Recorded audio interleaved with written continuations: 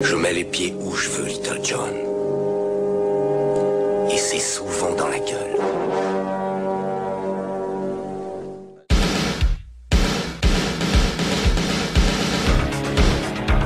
Je connais le kung-fu. Prouve-le-moi.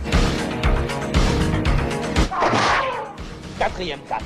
Le petit dragon accroche sa proie. Et avec sa queue, il frappe. Bien joué.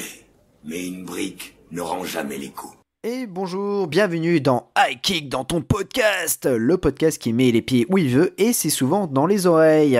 Et comme à l'accoutumée, je présente mon acolyte Seb qui va présenter avec moi le premier film de ce podcast. Comment vas-tu, Seb ? Salut Jazz, eh ben écoute, ça va très très bien. Ça fait un moment qu'on en parle, ça fait un moment qu'on en discute tous les deux et voilà. Et ça y est, enfin on lance ce premier épisode et je suis très très très très content qu'on aborde enfin les arts martiaux. Ça, c'est cool. Ah bah ouais, carrément, ouais. Bah donc du coup, en fait, on va expliquer aux gens qui n'ont pas écouté la bande-annonce de notre podcast de quoi va-t-on parler. En gros, en fait, on va choisir un film et on va décrire, enfin en tout cas, on va revenir sur une scène culte qui nous a marqué sur ce film, puis on va revenir aussi sur la fiche technique, on va revenir sur quelques petites anecdotes par rapport à ce film.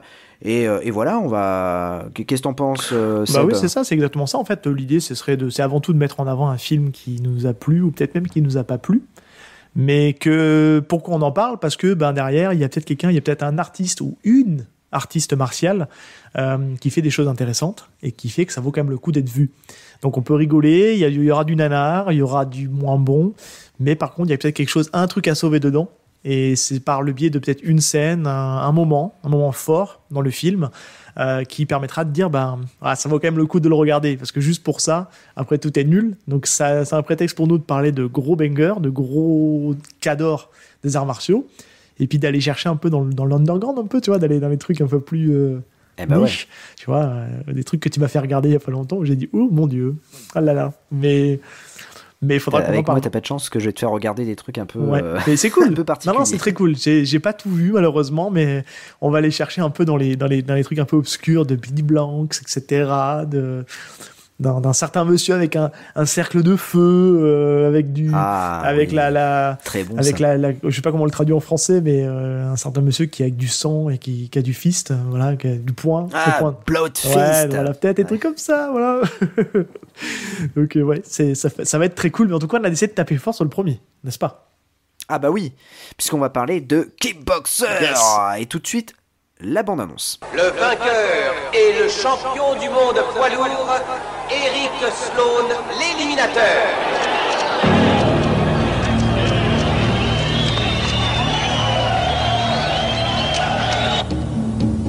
Les plus grands champions de boxe ne se battent ni à New York, ni à Las Vegas. Ils évoluent dans leur propre univers. Eric, retire-toi. Sous-estimer un tel adversaire est dangereux. J'ai vu ce type, j'ai vu son regard. Il est cinglé, il est complètement cinglé. Les affronter sur le ring est un suicide. Je suis le meilleur.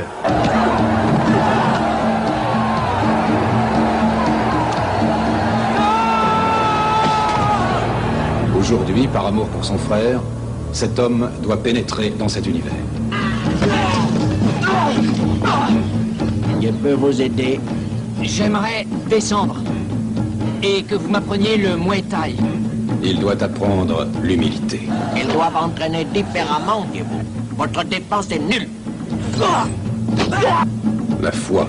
Écoute avec ton esprit, ton cœur, tout ton être. Et la vengeance. Ton frère. Tu te souviens?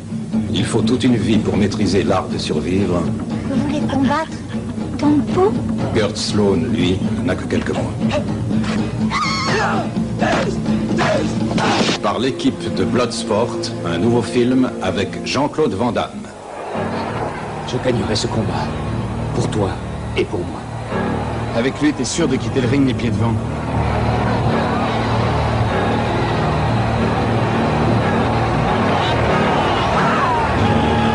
Movie Group présente Jean-Claude Van Damme dans Kickboxer. Vaincre ou mourir. Donc du coup, Kickboxer de David Warts. Alors, déjà, premier petit problème sur la paternité en fait de ce Kickboxer. Alors, le film, c'est de David Warts, mais parfois, selon les éditions DVD, il y a marqué David Warts et Marc Dissal. Alors moi, sur mon Blu-ray, c'est clairement indiqué comme ça. Voilà. Donc, je pense que le film, quand il est sorti au cinéma, c'était David Warts, et puis après, bon, il y a dû avoir Marc Dissal qui s'est rajouté. Il faut dire que pour qu'un nom apparaisse en fait dans le générique, comment dire, en tout cas un réalisateur ou scénariste, il faut que l'artiste réalise ou écrive plus de 80% du film ou du scénario. Okay. Donc du coup, en fait, c'est pour ça que je pense que Marc Dissal a dû réaliser environ 80% du film pour qu'il apparaisse désormais sur les DVD qui sont sortis, c'était les DVD de TF1 Vidéo et puis les nouveaux DVD de la collection ESC Édition. Et on peut même rajouter un truc, c'est que tu parlais de paternité, quand on écoute un peu les interviews, on apprend aussi que Van Damme a aussi mis un peu sa patte dans le côté réalisation, puisque si on écoute ce qu'il dit, ça serait lui qui serait à l'origine de toute la partie réelle des combats. Puisqu'il en parle justement dans certains commentaires et interviews qu'il a pu donner à propos de Kickboxer. Donc on va dire que c'est un film presque à trois mains, puisque Van Damme, il y a beaucoup du sien aussi dans l'écriture. C'est un film qui lui ressemble, il y a beaucoup de choses de lui dans ce film. Donc voilà, on l'a pas dit, il y a forcément Jean-Claude Van Damme en acteur principal, n'est-ce pas ? Ah oui, forcément. C'est l'acteur fondateur. Forcément, le grand Jean-Claude Van Damme qui sortait la même année, c'était une grande année pour lui, il sortait Cyborg, dans lequel il était aussi monteur, mais non crédité. Mais ouais, où il jouait les rôles de Gibson Rickenbacker. Dur, Cyborg. Et puis, très dur. Ah ouais, dur, très dur. Et puis, juste avant, 88, le film qu'il a fait exploser, Bloodsport, bien évidemment, où Bloodsport est devenu culte, notamment grâce à Van Damme, puisqu'il a remonté intégralement le long métrage, parce que à la base le long métrage était destiné à la vidéo, et puis finalement il sort du cinéma, et maintenant on sait ce qui est devenu Bloodsport, le film culte de tous les films d'arts martiaux, et puis notamment après ça a inspiré Mortal Kombat, le personnage de Johnny Cage. Bref, on vous explique pas l'histoire. Non, mais on en reparlera parce que sport, mais on forcément Bloodsport arrivera un jour dans le podcast, et ça a été un débat d'ailleurs en off, pour tout vous dire, on a longtemps hésité entre Kickboxer et Bloodsport. Et en fait, on s'est dit, je pense qu'on frappera plus fort en parlant de Kickboxer, qui est un film plus abouti que Bloodsport, qui est un film de tournoi, qui est très bien, mais martialement, je trouve qu'il est un peu moins abouti. Voilà, ça c'est mon point de vue. Mais en tout cas, c'était mieux de parler de Kickboxer, qui est un film un peu plus consistant. Je suis bien d'accord. Alors, dis-moi, mon cher Seb, de quoi parle vraiment ce Kickboxer ? Eh ben, on suit l'histoire de deux frères, Kurt Sloan et Eric Sloan. Donc, on est derrière au début le frère de. On est sur Eric Sloan, qui est un champion de kickboxing et qui a battu tout le monde aux États-Unis. C'est le champion incontesté. Et il décide justement d'aller tester un peu son talent et sa force en Asie, et plus précisément en Thaïlande, et il va affronter le champion thaïlandais de là-bas, qui n'est autre que le très connu maintenant Tongpo, et il va se faire exploser à tel point qu'il va en ressortir paralysé, puisque Tongpo va lui éclater la colonne vertébrale. Et on va suivre justement la vengeance, la préparation de la vengeance, la préparation physique pour aller défier Tongpo par son frère Kurt, donc qui est ici joué par Jean-Claude Van Damme.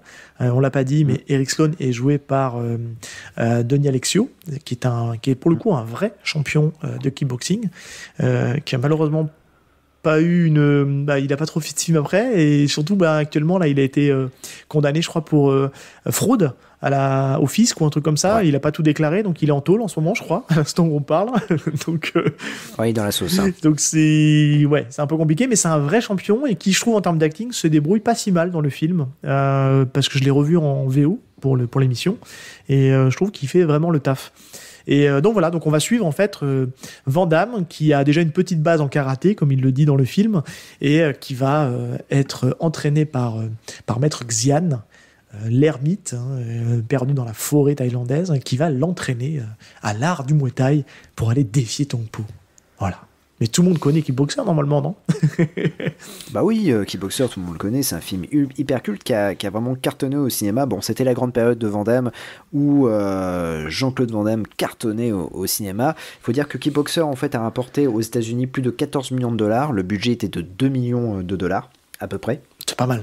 Et dans le monde entier, il a rapporté 50 millions de dollars. Donc c'est vraiment un film hyper culte qui a entraîné un maximum de suites, comme on le sait. Hein, il y a eu 4 autres suites. Et puis, nous avons eu un reboot il n'y a pas très longtemps. D'ailleurs, le 3e film devrait sortir probablement. Ça s'appellerait Kickboxer Armageddon, mais qui n'est pas terrible. Hein. Non, le premier, donc, qui est... j'ai plus le nom de l'acteur du remake, où Van Damme, justement, a un rôle dedans. Enfin, il a un rôle dans les 2 remakes, on va dire, dans le remake et la suite du remake. Il prend le rôle de Xian, en fait, on va dire. On en parlera peut-être un jour, mais... Maître Durand. Ouais. Mais ouais, c'est... Je sais pas. C'est bof. Ouais. Ouais, Alain Moussi n'est pas terrible. Non. Voilà, niveau acting, il est pas bon, et puis même en termes d'impact des coups ressentis, je sais pas, il est filmé de telle manière en fait qu'on sent pas la puissance de ses coups. Moi, je trouve que c'est un truc qui reviendra beaucoup dans le podcast. C'est que il faut qu'on ait la sensation d'impact, tu vois, que vraiment ça tape, que le sound design fasse suffisamment de bruit pour se dire putain ouais, il a pris une sacrée patate là, tu vois, t'as vraiment l'impression qu'il prenne un coup. Et Alain Moussi dans ce film-là, on a l'impression qu'il est hyper frêle en fait. Et bon.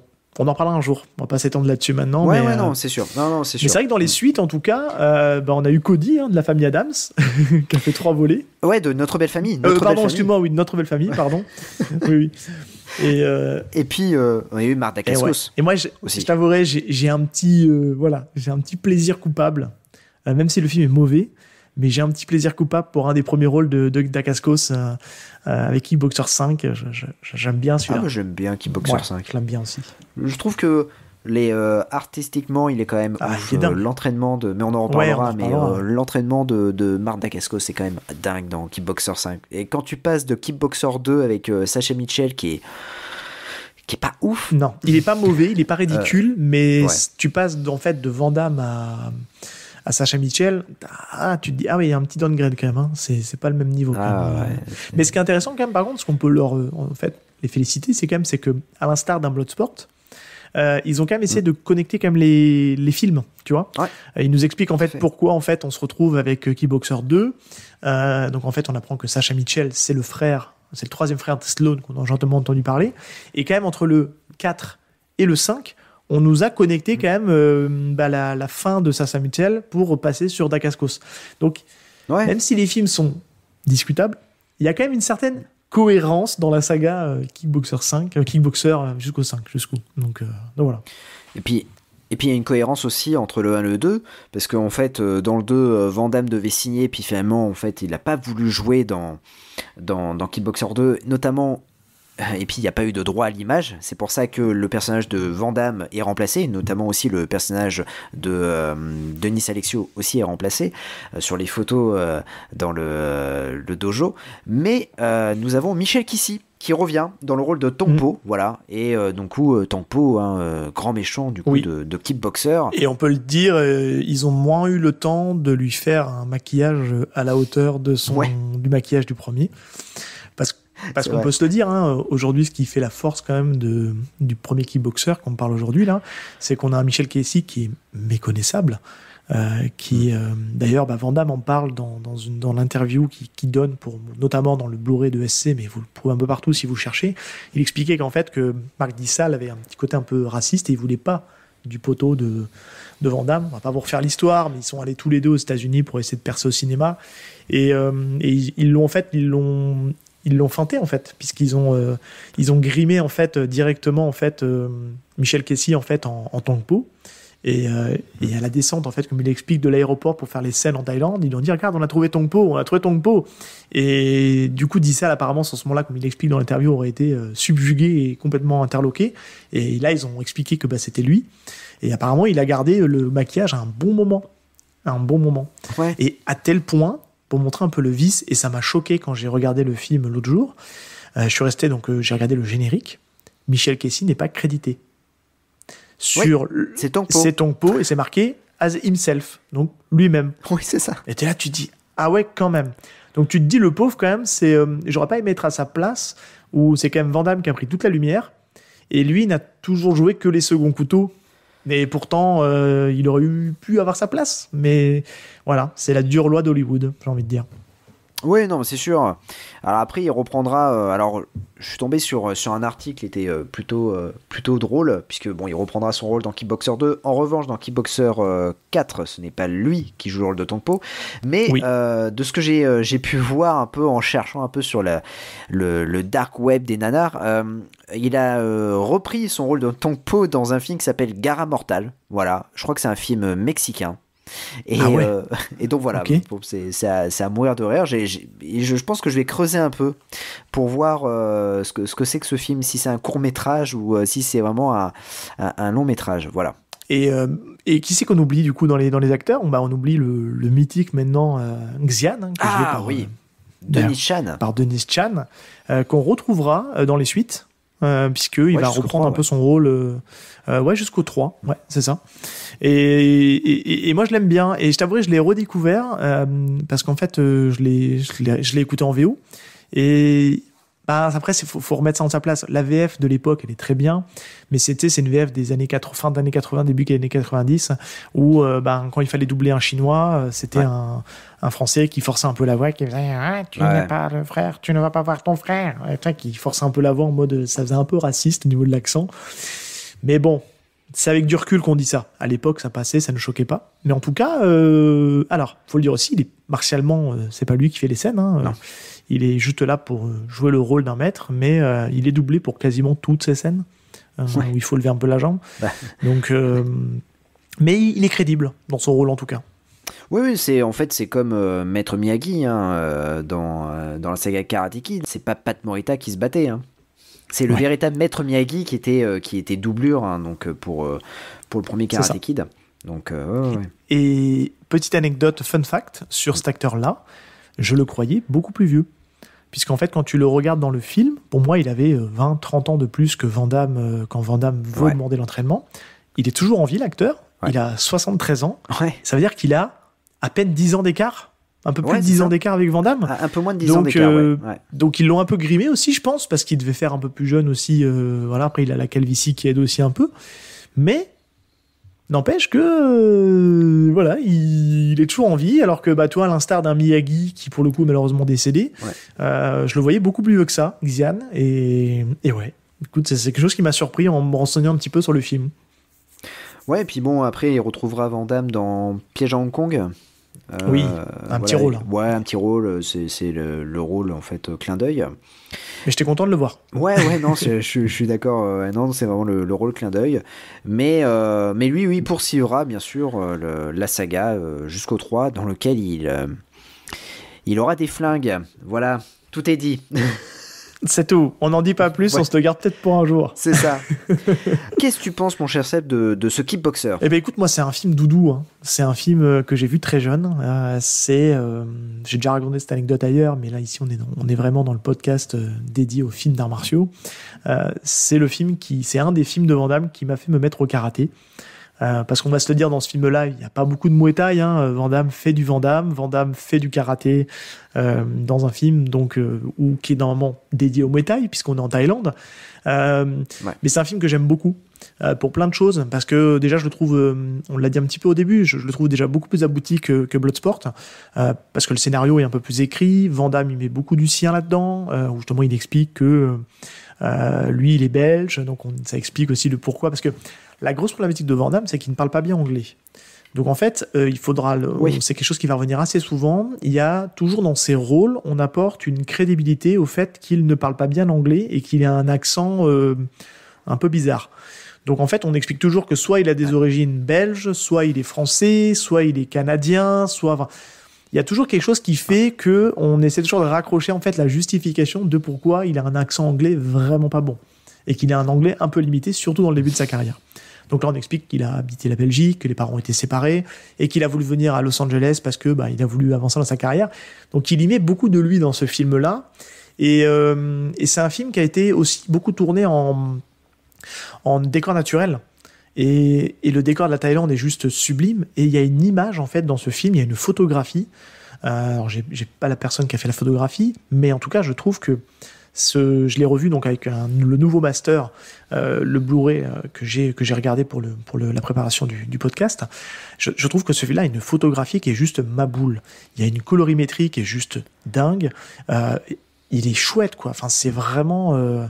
Alors oui, il y a du studio un peu dedans, mais tous les entraînements dans les ruines, les moments où ils sont sur l'espèce de canal et qui remontent pour rejoindre l'hôtel, tout ça, c'est du décor naturel. C'est vraiment un film qui a été fait pour faire la promotion de la Thaïlande. Et d'ailleurs, les Thaïlandais, apparemment, le remercient encore beaucoup pour ça, parce qu'il a beaucoup contribué à la découverte de la Thaïlande par le biais de ce film-là.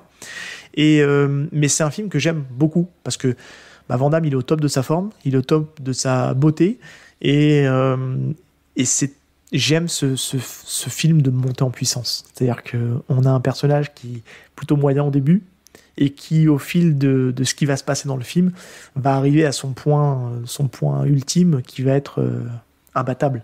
Et il va juste se balader face à un adversaire qui, au début, nous est présenté comme un adversaire trop puissant pour lui, qui casse, qui est capable de donner des coups de pied dans des pylônes de béton et compagnie. Donc, c'est un film qui est rempli de scènes cultes et qui, on y reviendra, qui est accompagné d'une bande-son juste ma boule, quoi. Bref, c'est un film que j'aime beaucoup.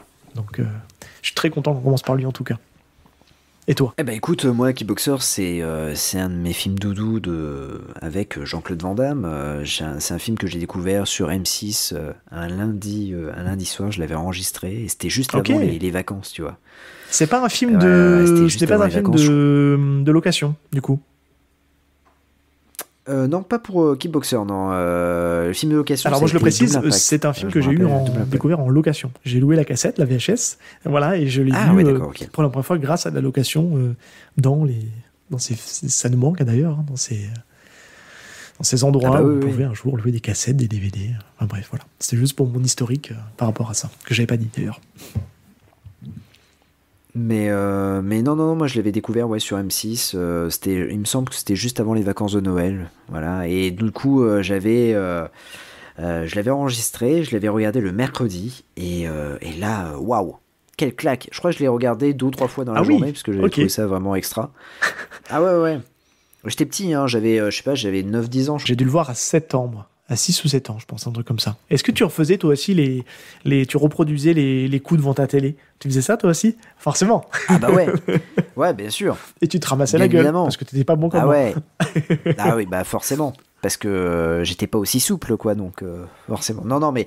Et puis même, ce film-là, c'est tout un début de carrière de Jean-Claude Van Damme, où il montrait vraiment son art, où il y avait vraiment de l'impact, où c'était violent, mais, comment dire, les scénarios étaient... On va pas se cacher, c'était pas recherché, mais pour autant, je sais pas, il y avait une passion, il y avait une âme dans ces films-là. Je parle de Bloodsport, je parle de Kickboxer, puis après il y en a d'autres, Full Contact aussi, qui était pareil. Et en fait, on restait en famille parce que Marc Dissal a beaucoup travaillé en fait avec Van Damme de près ou de loin. En tout cas, il était présent. Il y avait la Canon qui était là aussi. C'est quand même un film qui est distribué par la Canon. D'ailleurs, il me semble que c'est le seul film Kickboxer qui sera distribué par la Canon. Mais ce que je veux dire, c'est qu'on a un film qui est vraiment, je sais pas, familial. Puis il y a plein de scènes cultes. Puis il y a les dialogues qui sont percutants. Moi, il y a un dialogue, c'est quand il tape sur il fracasse le bambou.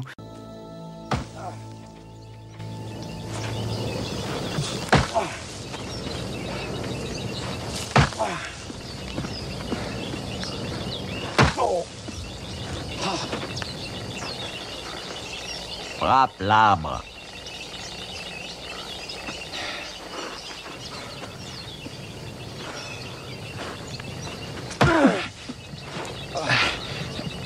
Ah non, j'en ai assez.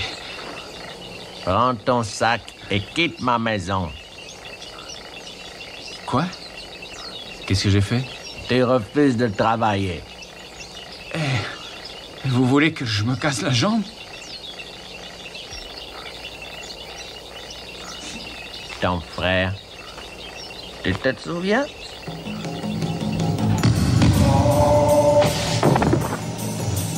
Comme ça? Comme ça?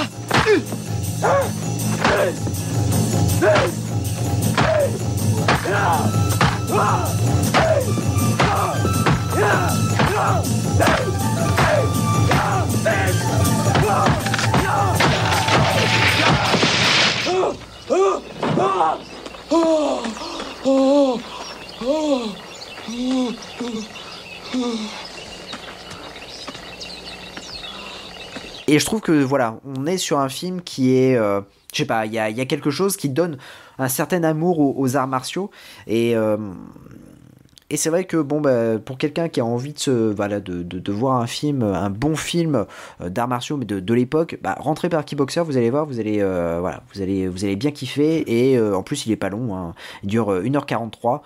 Ouais, c'est un film qui est très réjouissant, c'est-à-dire qu'en fait, c'est un film banal ça commence mal, mais ça se termine par un happy end, et c'est hyper gratifiant, tu vois, c'est ce film où tu grandis avec le personnage dans son art martial, et pour arriver à ce combat final qui n'est pas la scène qu'on a choisie, ça serait trop facile, mais on peut en parler 2 minutes, qui est assez fou. Alors, avec du recul maintenant, on se dit que bon, elle est pas super bien montée non plus, c'est un peu vieilli dans le sens où des fois il se sent obligé de nous repasser 2 fois la même scène pour mieux comprendre le coup. Il l'avait déjà fait dans Bloodsport, hein. Tu vois un coup de pied, tu le vois 2-3 fois avant d'arriver vraiment à l'impact et au fait que ça te tape dans le visage ou dans le corps de Tongpo. Ouais. Donc ça, c'est quelque chose qu'on verra souvent dans la filmo de Van Damme. Mais c'est un film qui fait du bien, quoi. Tu vois, tu te dis, ça y est, il a cassé la gueule du méchant, quoi. Qui a été vraiment un bon méchant, quoi. Qui est une vraie ordure, hein, Tongpo. Ouais, c'est une vraie ordure. Et pas vraiment, c'est vraiment le méchant de service. Hein. Et puis en plus, ça se fait en 3 rounds. Et c'est le 3e round où Van Damme, enfin Kurt Sloan va se réveiller, il va exploser Tongpo. Mais parce qu'il manquait un élément qui faisait que, allez, c'est bon, je me lâche. Et c'est cet effet un peu symbolique de... J'adore ce passage en fait où il demande donc à comment elle s'appelle, à Miley de lui couper les parce qu'en fait voilà, tout le monde le sait, mais en fait c'est donc il combat pas en fait sur un ring, il combat dans la scène underground où il doit combattre à l'ancienne, où il va avoir ses mains enroulées de cordes, et ces cordes il va les tremper dans la corde et dans du verre pilé. D'ailleurs ça va être très parodié parce que ça va être repris par Hot Shot, voilà, qui lui mettra ça dans des bonbons et des dragibus, voilà.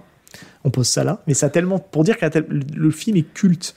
À partir du moment où un film est parodié, on en avait parlé dans le podcast La Passion du Crip avec Max, d'ailleurs je fais un petit coucou à Max, qu'à partir du moment où un film était parodié, c'est que derrière il avait une aura suffisamment culte pour justement qu'on se moque un peu de lui, quoi.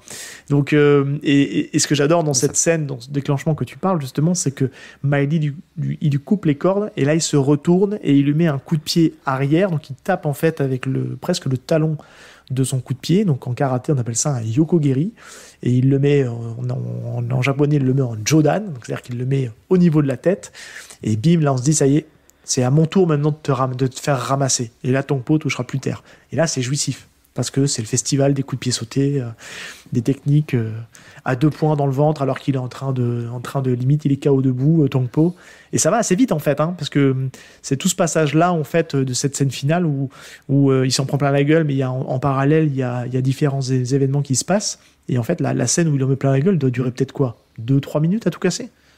Ça va super vite, hein. Ouais, c'est ça, ouais. C'est jouissif. Et puis en plus, et ce qui va faire un lien à notre scène, c'est que on a une superbe BO de Paul Herzog, et notamment c'est ça qui fait rythmer aussi le combat, et notamment cette dernière séquence où Kurt Sloan se réveille et fracasse Tongpo, et donc on a en fait cette musique entraînante de Paul Herzog, voilà, qui est vraiment extraordinaire, et que j'écoute aussi, encore, hein, sur... il a vraiment réussi à trouver, alors c'était lui aussi qui était à l'origine de la BO sur Bloodsport, et là où je suis très étonné, c'est qu'il a pas été hyper prolifique, alors qu'il aurait pu faire les BO de beaucoup d'autres films d'action, parce qu'il le fait bien. Et dans cette BO là, il y a des notes un peu très très asiatiques. Tu vois, on pourrait se dire tiens ouais, ça sonne la Thaïlande. Et d'ailleurs, si vous cherchez sur comment ça s'appelle, sur les différentes applications de musicales, vous tapez Paul Herzog, donc vous allez notamment retrouver donc les BO de comment ça s'appelle de Bloodsport et de Kickboxer. Et il y a une autre de ces musiques qui s'appelle April Fool's Days, qui est une musique qui fait à peu près 5 minutes. Je vous invite à la lancer et vous allez voir, c'est vraiment super sympa parce qu'on sent toute sa patte. Il a vraiment une patte en fait, hein, et très synthétique. Enfin, ça Ça passe vraiment bien et je pense, je pense que tu vas te faire plaisir pour les auditeurs. Il y aura un peu de Paul Herzog en fond, forcément. Ah bah oui. Mais c'est chouette, il contribue beaucoup en fait au côté culte du film. Et je te cache pas que j'aimerais bien essayer de me la trouver un de ces quatre en vinyle, tu vois. Je pense que ça doit exister. Et c'est typiquement le genre de VO que j'aimerais avoir en vinyle parce qu'elle s'écoute vraiment super bien, quoi. Et je sais pas si on parlera de ce film, mais voilà, pour faire un lien avec Paul Herzog, sa dernière BO qu'il a faite, c'est pas Kickboxer, mais c'est Blazing Fire. Moi je l'ai vu et c'est vraiment un nanar, mais à noter que c'est avec Ki Hui-kwan qui a joué dans le film, qui a joué bien sûr dans Indiana Jones ou Les Goonies, mais qui a joué dans le film Everything Everywhere. Ouais. Enfin, okay. Voilà. Donc voilà, et c'est avec Bolo Young, c'est un nanar. Mais il y a de la bagarre. Vraiment, je l'ai vu, c'est vraiment pas bien, mais voilà. Bon, s'il y a de la bagarre, il y a de la bagarre. On pourra en parler. On pourra en parler. On va passer du coup à notre scène qu'on a choisie. Non, c'est une scène de training montage. Qu'est-ce que serait un bon film sans un bon training montage? Alors là, on a les Rocky, même Bloodsport. Il y a aussi mais que j'aime moins. Training montage. Il y a plein. Parce que dans l'ordre, pour info, moi j'ai vu d'abord Kickboxer, et je sais pas si ça avait été distribué comme ça en France, si on n'a pas eu Kickboxer avant Bloodsport. Dans la mémoire collective, faudrait regarder, mais j'ai la sensation, en tout cas moi à mon niveau, d'avoir vu d'abord Kickboxer et ensuite Bloodsport. Et en fait, quand je vois le training montage de Bloodsport qui est très bien, je vois celui de Kickboxer, il est très bien. Pour décrire cette scène-là, qui juste est oufissime, elle se passe juste après la scène que tu décrivais tout à l'heure, du frappage de tibia dans dans l'arbre. Et c'est là où en fait il y a un déclenchement. Parce qu'en fait, on sent Van Damme stagner, être à la ramasse en fait dans son entraînement. Et là, il y a le déclic. Et t'as la musique qui démarre. Et c'est ça. Franchement, moi, c'est con, mais je me la mets dans la bagnole, des fois, cette musique, j'ai les frissons. Parce que je repense à la scène, et elle marche bien, quoi, purée. Et on voit cette montée en puissance, il réussit tous les ateliers où il foirait, il les réussit parfaitement, il pousse ses petits cris très typiques, et c'est trop bien, quoi. Enfin, je trouve que pour moi, c'est la meilleure scène. S'il y a une scène qui mérite de voir Kickboxer, c'est sa scène de training montage où il montre tout l'étendue de son talent. Et oui, elle est bien, la dernière scène. Oui, c'était facile de dire oui, le combat contre Tong Po. Mais pour moi, s'il y a quelque chose qui doit... Alors, on a aussi hésité avec la scène du bar où il danse, qui est sympa, parce qu'elle est rigolote. Il y a les scènes du début aussi, où on voit la brutalité de Tong Po. Mais pour moi, s'il y a une scène pour laquelle vous devez voir Kickboxer, qui ferait que vous allumez votre YouTube pour juste regarder cette scène-là, c'est le training montage. Ah ouais, je suis d'accord. Je suis d'accord. C'est un... Et puis en plus, il y a le fameux aigle que l'on voit partout. Il y a plein de choses, quoi. C'est vraiment une... Van Damme, Kurt Sloan devient vraiment le Netzukao, le guerrier blanc. Dit. Mais oui. et du coup, il est vraiment... Tu sens que il a une préparation maximum et que du coup, il va vraiment se venger de Tong Po et c'est vraiment une super belle scène. En plus, il y a vraiment, comme tu disais, la photographie est bien filmé, magnifique. Faut le dire, c'est très bien filmé. Ouais, c'est hyper bien filmé, c'est cadré comme. Il faut se le dire, c'est un film aujourd'hui au niveau des scènes de combat pour les années 90. Et encore une fois, on va traiter dans ce podcast de films où il y aura des arts martiaux, où ça sera très mal filmé, où on verra pas les coups portés, ça n'aura aucun impact. Et celui-là, il est juste ma boule, parce que dans le training montage, il va comme un porc sur les PAO, sur les trucs comme ça, il tape vraiment, et on sent vraiment l'impact des coups. Mais c'est là où, comme tu disais, Kurt Sloan prend presque une dimension mystique.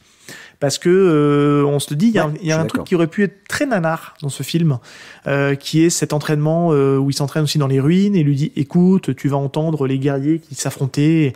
Ça peut vite tourner au nanar, mais c'est fait assez justement. Et le côté du faucon qui regarde s'entraîner parce qu'il le voit comme peut-être l'élu, parce qu'il est vendu un peu comme un élu. Ça aurait pu être très nanar aussi, mais je sais pas, est-ce que c'est peut-être le côté nostalgique qui parle et qui fait que, ça passe.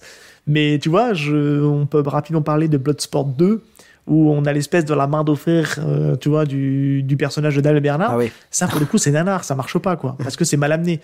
Là, c'est, je sais pas, c'est amené d'une manière qui fait que, on y croit. Tu vois, on est dedans, on y croit, et comme tu dis, c'est une atmosphère. C'est vraiment cool. Le film monte en puissance avec cette scène-là. Et du coup, après ce train montage, on a hâte de voir le combat final. Parce qu'on se dit, putain, il est hyper bien préparé. Voilà, il va en faire qu'une bouchée de ton pot. Et en fait, après, on découvre que c'est un peu plus compliqué que ça. Mais il y arrive et c'est ça qui est plutôt cool. En tout cas, voilà, cette scène-là est vraiment. Et puis ce qui est assez bien, extra. c'est que c'était l'époque aussi où on parlait de la bande-son collait parfaitement à toutes les scènes. Ouais. C'est-à-dire qu'aujourd'hui, ça commence tout doucement, il est en train de faire son kata, et puis petit à petit, la musique s'accélère et on le voit passer à d'autres types de travail, de travaux, enfin bref, d'autres types d'exercices. Et tout est hyper bien synchronisé sur la musique. Enfin, je sais pas comment ils ont. Ça, c'est toujours une question que je me suis posée, c'est comment est-ce qu'ils ont pensé le truc. Est-ce que c'est la musique qui a collé à la scène, ou est-ce que c'est la scène qui a collé à la musique? Tu vois ce que je veux dire un petit peu dans le montage?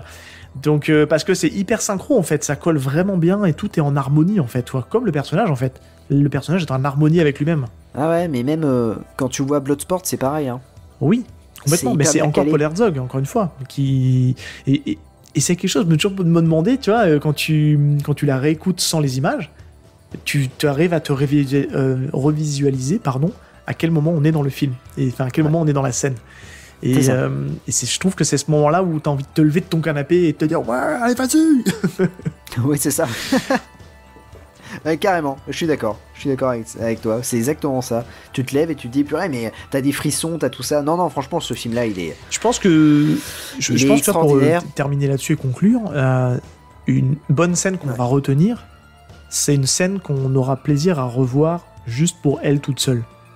Tu vois ce que je veux dire? C'est-à-dire que je parlais tout à l'heure de YouTube. C'est vrai. Aujourd'hui, il y a cet effet de dire j'ai envie de revoir ce film et j'ai pas envie de le revoir en entier, j'ai juste envie de revoir la scène en question.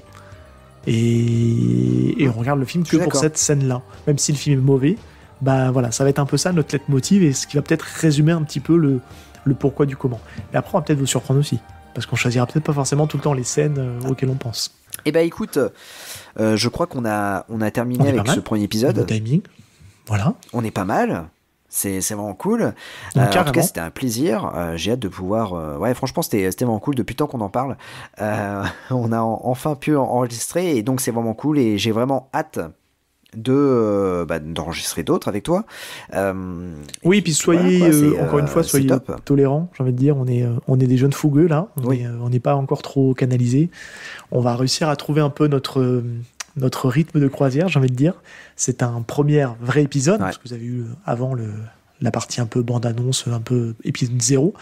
Donc là, on va trouver notre rythme. Hein. On va y arriver. On n'a peut-être pas tout dit. On va se dire, on n'a pas de déroulé. On sait la structure dans le sens où on veut aller. Mais voilà, l'idée, c'est vraiment essayer de vous transmettre un peu la passion et de vous redonner envie de voir les films par cet angle de cette scène qu'on a choisi en tout cas. Eh bien très bien, écoute, on se dit à la prochaine pour un autre film. À plus. Salut tout le monde.